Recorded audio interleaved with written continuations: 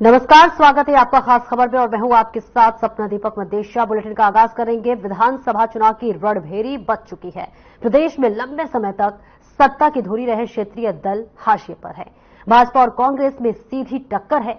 लोकसभा चुनाव में 50-50 सीटों पर कब्जा जमाने वाली दोनों पार्टियों के लिए विधानसभा चुनाव अग्नि परीक्षा से कम नहीं है। भाजपा इस बार हैट्रिक लगाने की पुरजोर कोशिश में है, तो वहीं मजबूत संगठन और केंद्र प्रदेश की डबल इंजन की सरकार में हुए कामों के सहारे चुनावी रण में उतरे भाजपा का मुख्यमंत्री का चेहरा बदलने का दांव सत्ता विरोधी लहर को रोकने में कारगर होता दिख रहा है। वहीं दूसरी तरफ बगैर संगठन के लगातार तीसरा विधानसभा चुनाव लड़ रही कांग्रेस के लिए दिग्गजों की गुटबाजी कोर में खाज का काम कर सकती है। और वहीं सत्ता विरोधी लहर की आस लगाए बैठी कांग्रेस की नजर आंदोलनरत किसानों और कर्मचारियों सहित मौजूदा सरकार से नाखुश लोगों को एकजुट कर चुनावी लाभ लेने पर है। लोकसभा चुनाव में राजनीतिक दलों के प्रदर्शन को देखते हुए त्रिशंकु विधानसभा की संभावना से भी इनकार नहीं किया जा सकता है। तो वहीं किंग मेकर वही जजपा में बिखराव। 2019 के विधानसभा चुनाव में भाजपा को पूर्ण बहुमत नहीं मिलने के बाद जजपा ने किंग मेकर की भूमिका निभाई थी और तब विधानसभा चुनाव से पहले जिस तरह मुख्य विपक्षी दल इनेलो दो फाड़ हुआ और उसी तर्ज पर अब देखिए इनेलो से निकली जजपा में आज बिखराव की स्थिति लगातार देखने को मिल रही है। लगातार विधायक इस्तीफा दे रहे हैं। 10 में से 6 विधायक जजपा का साथ छोड़ चुके हैं और इसी तरह आम आदमी पार्टी और इनेलो के लिए रहा आसान नहीं है। वहीं 1966 में पंजाब से अलग होकर हरियाणा में शुरुआती वर्षों में कांग्रेस की छाई रही, जबकि कुछ समय क्षेत्रीय दलों का वर्चस्व रहा। वर्ष 1996 से भाजपा लगातार आगे बढ़ रही है, तब जब उसने चौधरी बंसीलाल की हरियाणा विकास पार्टी का समर्थन करते हुए सरकार बनाई और फिर 2000 में पूर्व उप प्रधानमंत्री चौधरी देवीलाल की पार्टी इंडियन नेशनल लोकदल से हाथ मिलाते हुए सत्ता में आई और इसके बाद भूपेंद्र सिंह हुड्डा के 2 कार्यकाल के बाद साल 2014 में मोदी लहर में पूर्ण बहुमत की सरकार बनाई और मनोहर लाल मुख्यमंत्री बने। और इस बीच 2009 में 4 विधानसभा सीट जीतने वाली भाजपा 2014 में 47 सीटों पर पहुंच गई, जो कि अपने आप में एक बड़ा आंकड़ा है, जबकि कांग्रेस 47 सीटों से घटकर 15 पे आ गई। वहीं इनेलो भी 31 से घटकर 9 सीटों पर आकर पहुंच गई, जिसके बाद अब एक ही विधायक है और आपका खाता खुलना हैरानी से कम न होगा। वहीं संसदीय चुनाव में भाजपा ने 90 विधानसभा सीटों में से 44 पर बढ़त बनाई, जबकि कांग्रेस 42 सीटों पर आगे रही। इसी के साथ साथ आपको बताते चले, इंडिया के तहत चुनाव लड़ रही आम आदमी पार्टी ने कांग्रेस की मदद से 4 विधानसभा क्षेत्रों में बढ़त बनाई है, लेकिन अब अकेले विधानसभा चुनाव लड़ रही है। इसी के साथ साथ आपके लिए खाता खोलना किसी हैरानी से भी कम नहीं है, लेकिन देखना दिलचस्प होगा कि आखिरकार हरियाणा का जो रण है वो कौन भेद रहा है। और इसी के साथ 2019 में हुए विधानसभा चुनाव में भाजपा की पकड़ 2014 के मुकाबले कमजोर हुई है। 2005 से लेकर 2014 तक भूपेंद्र हुड्डा ने कांग्रेस सरकार चलाई और फिर अक्टूबर 2014 में भाजपा सत्तारूढ़ हो गई। 2019 में बहुमत नहीं मिलने पर भाजपा को सरकार बनाने के लिए निर्दलीयों के साथ जननायक जनता पार्टी का सहारा लेना पड़ा। लेकिन इस बीच सबसे बड़ा सवाल कि आखिरकार हरियाणा में इस बार किसकी सरकार बनेगी, कौन जो है हरियाणा के रण को भेदेगा, यह भी अपने आप में बड़ा सवाल है।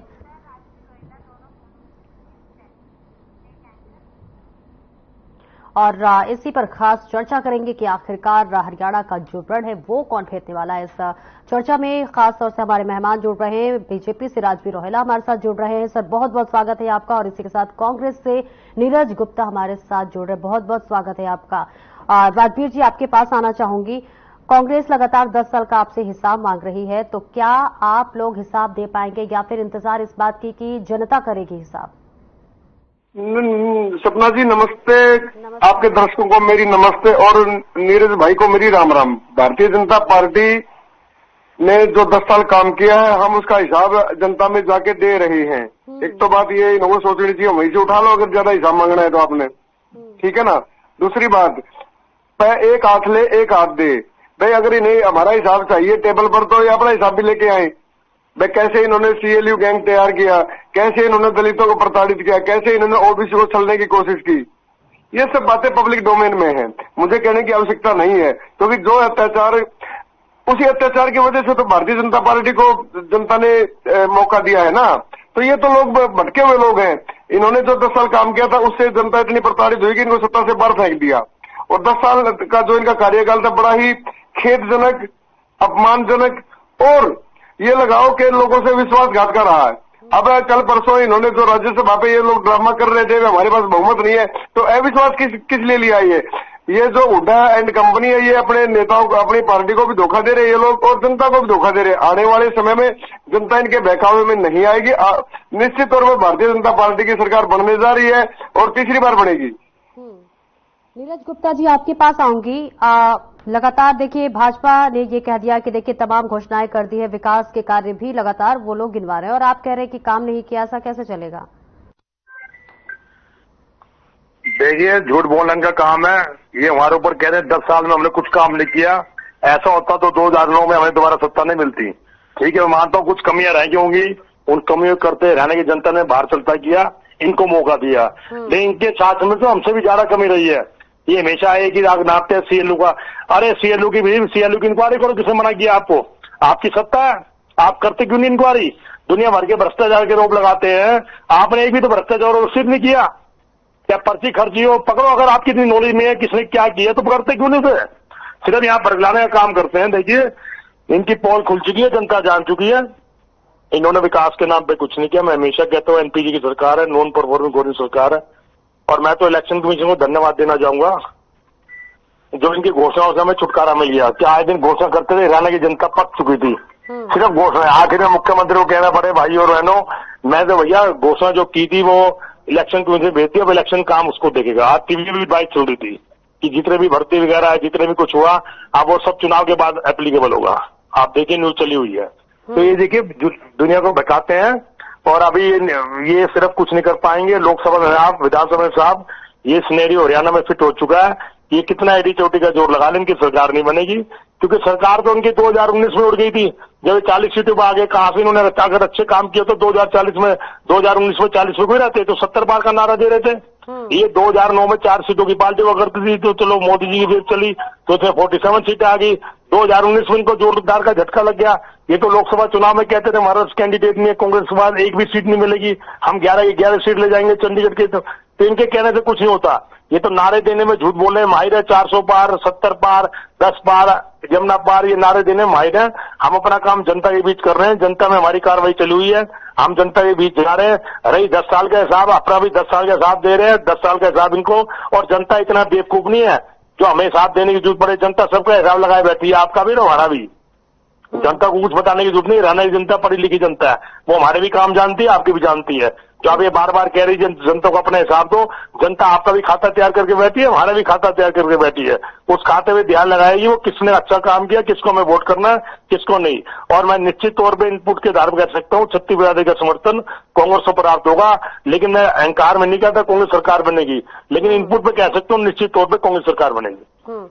राजवीर जी, देखिए लगातार जब इंडिया अलायंस का निर्माण हुआ था उस दौरान भी देखिए आप लोगों ने बोला था कि ये ज्यादा दिन तक गठबंधन चलने वाला नहीं है, और देखिए लोकसभा चुनाव में भी अच्छा खासा प्रदर्शन देखने को मिला इंडिया गठबंधन की तरफ से। और लगातार ये भी आप लोगों की तरफ से आरोप लगाए जाते हैं कि जो है इनका इस गठबंधन में ज्यादा सिर फटोल होता है। लेकिन अब देखिए, अब आपके ही पार्टी के रणजीत सिंह के अगर हम जिक्र कर ले तो देखिए अब उन्होंने भी एक तरह से कहे खुली चुनौती के तौर पर ये बात कह दी है कि अगर उन्हें रानिया से टिकट नहीं मिलता है तो फिर बीजेपी अपना देखे और हम अपना देखें।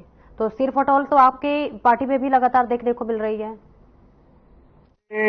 जो सिर फटोल है वो इनकी तुरंत चुनाव के बाद दी गई, क्योंकि आम आदमी पार्टी ने हरियाणा में इनके साथ मिलकर चुनाव लड़ा था। वो लोग अलग हो चुके हैं और वो लोग दिन रात इनको कोसने का काम कर रहे हैं। और इंडी गठबंधन तो कहीं है ही नहीं, हरियाणा में तो कोई अस्तित्व ही नहीं इसका। यहाँ तो एक उड़ान कंपनी है जो चल रही है बस। लेकिन सर अगर लोकसभा चुनाव का अगर जिक्र कर ले तो देखिए 50-50 का मुकाबला है, और ऐसे में ये आपका कहना कि कांग्रेस कहीं नहीं है, ये थोड़ा अटपटा लगा।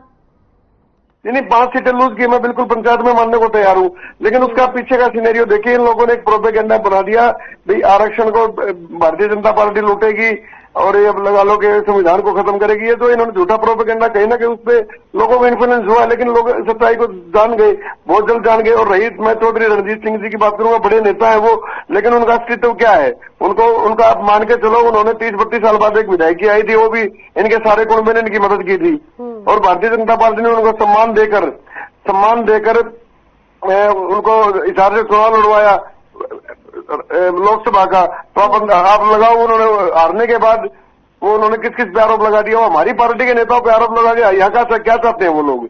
वो इतने बड़े वो नहीं है कि भाई मतलब वो ठीक है, चौधरी देवलाल की एक लीगेसी है, उसको अपना कब तक बुलाएंगे वो तो उनका समय बताएगा, लेकिन वो इतने बड़े नहीं है कि भाई एक जो विश्व का सबसे बड़ा संगठन उस पर आरोप लगाने का वो काम करे। तो हमें भी उनसे इतना ही प्यार है जितना उनको हमसे। वो जहां जाएंगे हमें कोई ऐतराज नहीं इस बात का, वो संगठन ने तय करना है कि उनकी क्या भूमिका रहेगी या नहीं रहेगी। नीरज गुप्ता जी, जिस तरह से देखिए लोकसभा चुनाव में 50-50 का मुकाबला देखने को मिल रहा है, अगर उस हिसाब से देखें तो इस 50-50 का मुकाबला को किस तरह से आप लोग देखते हैं? साबित कर दी कि भी 5 सीटें हमारी आई, इसका मतलब आपके शासन का डर था। ये हमें ठगी ठुगी कह रहे हैं, इसमें आपको जनता में शासन का डर था ना भाई, कि अभी संविधान को छीन लोगे, आरक्षण को छीन लोगे, तभी तो जनता ने हमें वोट दिया। यानी जनता में साफ साफ डर दिखाई दिया। कभी हमें 5 सीटें मिली है क्योंकि आपने शासन ही हिसाब से किया है। गरीबों को हक के छीना है, चाहे किसानों को हक को छीना है। किसानों को 750 किसान मार दिए। आपके प्राइम मिनिस्टर मोदी जी कहा करते थे कि मैं किसी भी कीमत में कृषि कानून नहीं लूंगा। अगर उनको यू टर्न मारना था पहले मार देते भैया, 750 किसान तो ना मरते। हर वर्ग को पीटा आपने, इसमें क्या सकते तो अपने मुंह से कह रहे हो। तभी यानी जनता में कहीं ना कहीं भय था कि बीजेपी अगर आती है, दोबारा आती है और पूर्ण बहुमत से आती है तो ये आरक्षण छीन लेंगे और कोई ना कोई ऐसा वातावरण तैयार करेंगे जिन हिंदू मुस्लिम में लड़ाई हो। तो देखिए वो सिनेरियो टूट गया क्योंकि इनकी पूरी गठबंधन की सरकार नहीं, अपनी मनमानी नहीं कर पाएंगे। क्योंकि देखिए जिस हिसाब से हरियाणा के बजट में क्या मिला, इनके पूर्व मुख्यमंत्री थे मनोहर खट्टर जी, वो आज तक बजट में क्या लाए और ये वाले मुख्यमंत्री क्या बजट में लाए।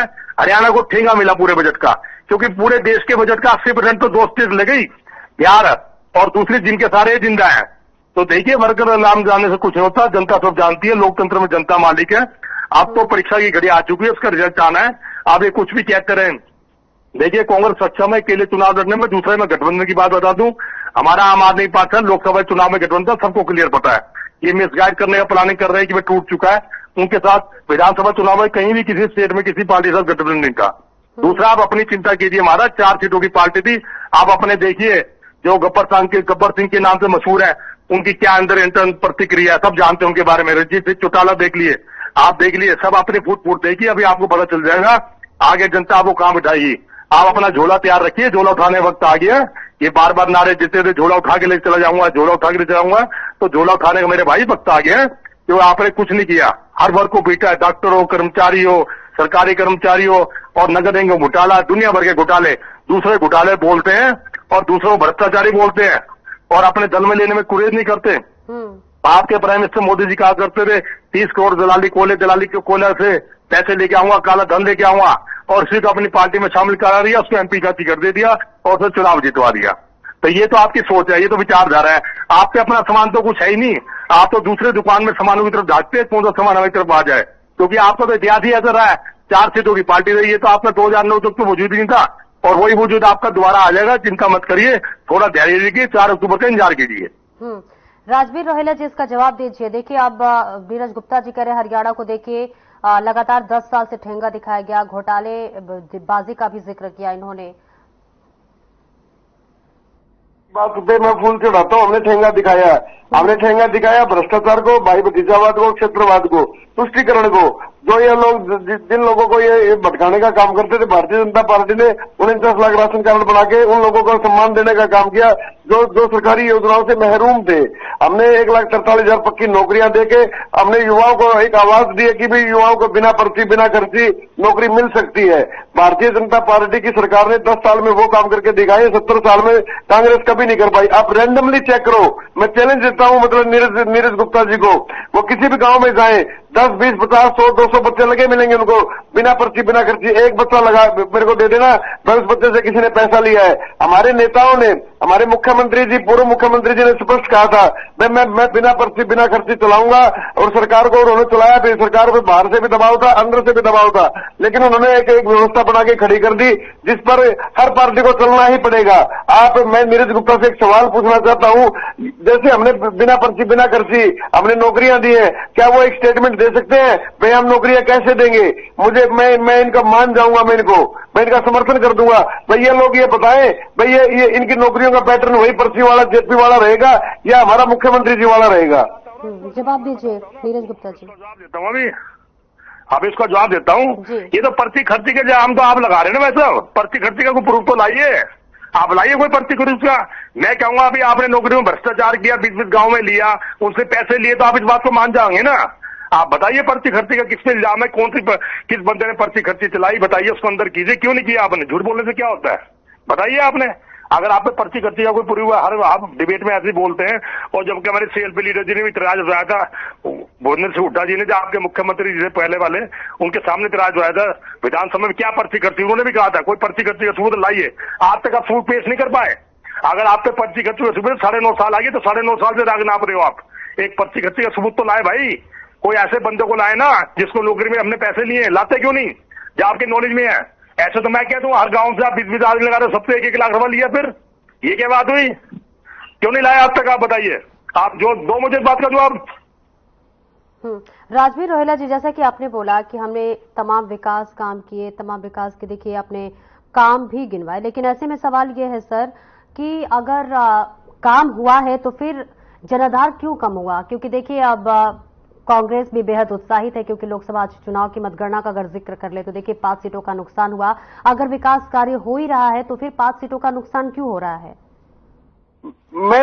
सपना जी, मैंने बताया तो आपको, इन्होंने जो संविधान का और जो इन्होंने आरक्षण का एक मुद्दा, जो झूठा मुद्दा था बिल्कुल, जो कि औंधे मुंह गिरा इनका मुद्दा, उसके कारण इन्होंने जनता को इन्फ्लुएंस करने की कोशिश की, और जनता ने कहीं ना कहीं इनकी बातों में आकर वो हमें मतलब हमारा जनाधार कम हुआ है। मैं बिल्कुल मान रहा हूँ इस बात को, कोई बात ही, मैं तो शुरू में ही मान गया था। लेकिन भारतीय जनता पार्टी की सरकार ने कोशिश की है हर वर्ग में जाके उनको बताया जाए कि भाई ये लोग झूठे लोग हैं, और लोगों ने और जनता ने इनकी बात को सिरे से खारिज कर दिया है। आने वाले समय में आपको पता चल जाएगा कि भारतीय जनता पार्टी सरकार बनाने जा रही है। नीरज गुप्ता जी, देखिए अब अगर बात कर ले तो देखिए बीजेपी की तरफ से भी अब तमाम सौगातें भी दी गई हैं किसानों के लिए। देखिए अब तो सारी फसलों पर एमएसपी पे जो है फसल खरीदा जाएगा, गैस सिलेंडर भी देखिए 500 रुपए होंगे, कई सारी चीजें। अगर कांग्रेस का जिक्र कर ले तो किन मुद्दों को लेकर जनता के बीच आप जा रहे हैं? देखिए, हमने कहा बुढ़ापा पेंशन 6,000 कर देंगे, सिलेंडर 500 रुपए कर देंगे, और जो 5 लाख का इलाज है उसे 25 लाख कर देंगे। जो क्रीमी लेयर 6 से 8 किया हम उसे 10 करेंगे। और ही बटे बता रहे हैं, बदलाव पद की नीति दोबारा चालू करेंगे, और 100 गज के प्लेस जो हमने कमीशन बनाया था उसको दोबारा लागू करेंगे। और रही मेरे रोलिया साहब जी कह रहे थे डर के कारण दिया, भैया जनता किसी डर में नहीं आती। जनता का तो डर आपसे था कि अभी संविधान में बदलाव करोगे, आरक्षण चेंज कर दोगे, तभी जनता ने हमें वोट दिया। अब जनता को बेवकूफ समझते हो क्या? अगर जनता आपके हिसाब से वोट दे तो जनता पढ़ी लिखी है, अगर वो कांग्रेस को अन्य दल वोट दे तो बेवकूफ है। तो उनको आप कहते हैं डर दिखा दिया। आपने लॉलीपॉप दिया था 15 लाख आएंगे खाते में, क्या हुआ भाई साहब? मेरे ख्याल से 15 लाख आपको मिल गए, सीधा आपको ही मिलेंगे बीजेपी पार्टी में, कि 15 लाख का तो कोई जवाब नहीं। फिर अगले साल फिर 15 लाख देने थे, आज तक आगे क्या खाते में पैसे? तो इस तरह के लॉलीपॉप आप देते हैं। जनता में डर था, कहीं ना कहीं वो डर था, उसी कारण उसने हमें वोट दिया। थोड़ी कमी जरूर रह गई। आप तो महाराज 240 सीटों पे आ गए, ये अच्छा हुआ जनता ने डर दिखाया, वरना तो आप पूरी बहुमत की सरकार होती। जो जनता सोचती थी, हम सोचते सब कुछ चेंज कर देते आप वाकई में, और आपने चेंज किया भी है। आप सिर्फ उन मुद्दों को लाते हैं जिससे हिंदू मुस्लिम लड़ाई हो, जात पात की लड़ाई हो, राम मंदिर का मुद्दा हो, कुछ भी हो, आप ऐसे ऐसे कार्य करते हैं। आपकी पार्टी कोई बड़ी बात नहीं, देश में सर्वे करा लिए, देश में इस बात के लिए जाती है। हिंदू मुस्लिम आप करते हैं, हम नहीं करते, हम सभी जातियों माने लोग हैं। और हरियाणा का कल्चर ऐसे, देश ही ऐसा है कि 50 किलोमीटर बाद खाना बदल जाता है, भाषा बदल जाती है, तो हम उसको बनाए रखे हैं। और रही कांग्रेस की बात, भैया कांग्रेस को तो इतने साल जनता ने, देश की जनता ने शासन में रखा, आपको तो शासन से बाहर रखा। आपकी हिस्ट्री सब जानते हैं, आप क्या थे, अंग्रेजों को समय क्या थे, किसका आजादी में योगदान है, कोई बेवकूफ नहीं है जनता। इसलिए फैसला जनता पे छोड़िए। अब पेपर का टाइम आ गया, उसका रिजल्ट हमारा बाकी है। हम जनता के फीडबैक के सकते, जनता हमें आशीर्वाद देगी। और बेतुल्य जनता, जनता ही राजा है, जनता ही राजा भगवान है, और वही राजा से रंग से राजा बनाती है। इतना घमंड भी अच्छा नहीं। आप 10 साल के शासन में चिल्ला रहे, अरे हमने तो इतने साल शासन किया महाराज, 10 साल तो हमने भी किया है ना। परीक्षा की घड़ी तो अब आ गई। आप तो 2019 में उतर गए थे, 40 सीटों पर आ गए थे। जिस पार्टी के खिलाफ इलेक्शन लड़े, जसपा को चोर बताते थे, सत्ता बचाने के लिए उससे गठबंधन कर लिया। अगर अपनी इतनी विचारधारा थी तो ना शासन करते, ना उससे गठबंधन करते। क्यों आपने गठबंधन किया? जसपा को गाली देते थे कि चोरों की पार्टी है। अरे आप तो तीनों लालों के सहारे आए हो हमेशा। आपने हरियाणा में अपनी सत्ता का स्वाद के लिए हमेशा 3 लालों का सहारा लिया है, पूरी हरियाणा की जनता जानती है। आज दुर्भाग्य की बात है, वही आपके सहारे हैं। तो आप अपना इतिहास देखिए, फिर बात कीजिए। करें तो देखिए 90 सीटों में से कितने सीटों पर बीजेपी दांव लगा रही है? जनता पार्टी 90 की 90 सीटें लड़ने जा रही है जी। जी क्या सवाल था आपका? सवाल ये है सर कि 90 विधानसभा सीट है हरियाणा में, तो ऐसे में बीजेपी कितने सीटों पर दांव लगा रही है? कोई भी सीट हारने के लिए नहीं लड़ी जाती सपना जी। भारतीय जनता पार्टी पूर्ण बहुमत की सरकार बनाएगी और निश्चित तौर पर डंके की चोट पर बनाएगी, जनता के आशीर्वाद से बनाएगी और विपक्ष देखता रह जाएगा। नीरज गुप्ता जी, अगर यही सवाल आपसे किया जाए कि 90 सीटों में से कितने सीटों पर कांग्रेस दांव लगा रही है? देखिए, हम तो 90 सीटों पर चुनाव लड़ रहे हैं, लेकिन इनकी तरह घमंड में बात नहीं करते। नाम कोई नारा देंगे, हम निश्चित तौर पर बहुमत पार करेंगे और सरकार बनाएंगे। मैं कोई नारा नहीं देता इनकी तरह 70 आएंगी, 7 आएंगी, 80 आएंगी। नारा तो ये देंगे अभी थोड़े दिनों में। पहले 70 का भांडा फूटा, अब ये जो नारा देने में कतरा रहे हैं। मेरे भाई, अब क्यों नहीं नारा दे रहे? 70 पार 75 पार अगर आपने इतने अच्छे काम किए, नारा देने में क्या दिक्कत है? जब आपके सभी प्रवक्ता इतने घमंड से भरे हुए हैं, आपके मुख्यमंत्री भी कह रहे हैं निश्चित तौर पर सरकार हमारी बनेगी और सीट आएंगे, तो नारा दे दो ना भाई। आप तो नारा देने में माहिर हो, क्यों नहीं देते नारा? रोहिला जी, दे दो ना नारा, कितनी सीटें जीतेंगे। आप कह रहे हो ना मैं हमारी सरकार बनेगी, 100% बनेगी, और घमंड में बोलो। मैं तो बोल नहीं रहा, मैं तो जनता को फैसला छोड़ा। आप बताइए कितनी सीटें आएंगी आपकी, दीजिए नारा। बताइए राजवीर रोहिला जी, जवाब दीजिए। जनता पार्टी की सरकार आएगी अब की बार। क्या बोलते हैं उसको, तीसरी बार फिर नायब सरकार जी। तीसरी बार फिर नायब सरकार। तीसरी बार नायब सरकार। जैसे आपने नायब सरकार का जिक्र किया, नीरज गुप्ता जी, अगर आपसे बात करें मुख्यमंत्री के चेहरों को लेकर अभी क्या कुछ, क्योंकि देखिए असमंजस की स्थिति भी देखी जा रही है, तो मुख्यमंत्री का चेहरा क्या चुनाव से पहले साफ कर दिया जाएगा या फिर रिजल्ट आने के बाद? देखिए, मुख्यमंत्री का मेरे से पूछ रहे मैडम? नहीं, नीरज गुप्ता जी से पूछ रही हूँ। हाँ, मेरे से ना, नीरज गुप्ता जी से जी। देखिए, मुख्यमंत्री का चेहरा वो पहले डिसाइड हो चुका है हमारे हाईकमान ने। कांग्रेस के बैनर तले चुनाव लड़ा जाएगा। मुख्यमंत्री का चेहरा बाद में देखा जाएगा, जिसे विधायक चुनेंगे और विधायक ही मुख्यमंत्री चुनते हैं। जब विधायक दल की मीटिंग होगी तो वो तय करेंगे कौन मुख्यमंत्री बनेगा। एक आखिरी सवाल राजवीर रोहिला जी आपसे कि ऐसा कौन सा एक मुद्दा बस बता दीजिए कि हरियाणा की जनता आपको चुने।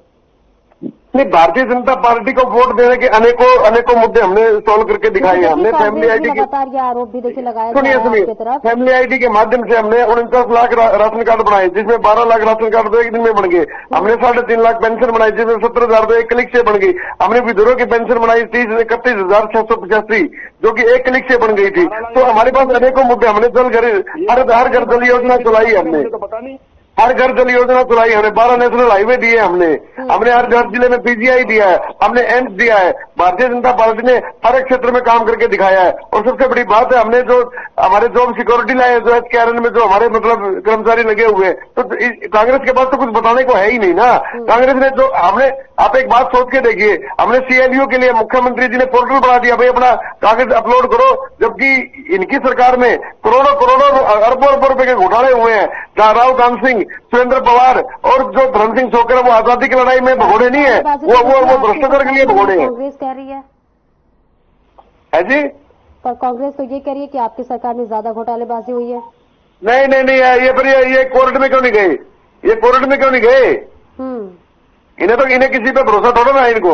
अगर इनके पास कुछ है तो ये दिखाए, कौन मना करता है? जवाब दीजिए नीरज गुप्ता जी। मेरी मैडम एक बात को जवाब देना चाहूंगा इनकी, डबल प्रैक्टिस क्यों? आप क्यों नहीं गए? पर्ची खर्ची आप क्यों नहीं गए? CLU पे आप क्यों नहीं गए? बताइए। जिन CLU कराया सबको पता है बीजेपी ने कितना पैसा खाया, उनकी इंक्वायरी करा लो, दूध का दूध साफ पानी हो जाएगा। तो ये सब बेकार की बातें हैं। आप हमसे कह रहे हो हम क्यों नहीं गए? अरे आप पे तो सरकार थी, आप छानबीन करते ना भाई मेरे, इससे आप ही साबित कर रहे हो झूठा इल्जाम है हमारे ऊपर। जवाब दीजिए राजवीर रोहिला जी।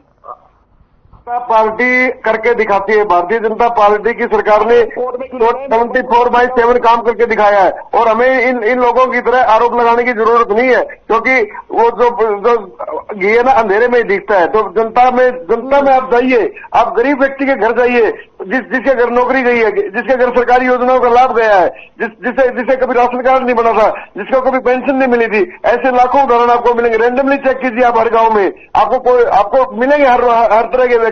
लेकिन जिन्होंने सरकार का लाभ दिया है उन लोगों को भी लाभ नहीं मिला था। तो भारतीय जनता पार्टी निश्चिंत है, हमारे कार्यकर्ता फील्ड में। आज हमारी चुनाव समिति की बैठक हो रही है इसमें गुड़गांव में, और कल भी होगी। हम तो जल्द से जल्द अपने जो कैंडिडेट उनको जनता में उतार देंगे। देखिए अब चुनाव भी देखिए बहुत नजदीक है और ऐसे में हिसाब तो देखिए सभी सरकारें जो है दावे कर रही है और अपने अपने हिसाब दे रही है, लेकिन असली हिसाब तो देखिए जनता ही देगी, क्योंकि जनता ही असली अपने वोट के चोट से जो है सत्ता में किसको लाना है ये वो डिसाइड करेंगे। फिलहाल आपको बता दें कि विधानसभा चुनाव का तारीख जो है अब उसका ऐलान हो गया है। 1 तारीख को विधानसभा चुनाव होने वाले हैं और ऐसे में आपको बता दें चले कि तमाम पार्टियां जो है अपनी अपनी तैयारी में लगी हुई है। इस खास चर्चा में आप दोनों का जुड़ने के लिए बहुत बहुत शुक्रिया। तो देखिए 1 तारीख को चुनाव का अब होने वाला है, बिल्कुल भी बच चुका है। तमाम पार्टी लगातार दावे कर रही है। बीजेपी कांग्रेस के बीच कड़ी टक्कर है, तो वही तमाम छोटे छोटे पार्टी, क्षेत्रीय पार्टी भी इस चुनावी मैदान में उतर चुकी है। सभी अपने हिसाब सामने रख रहे हैं, लेकिन असली हिसाब तो जनता ही करेगी। फिलहाल इस बुलेटिन में इतना ही। नमस्कार।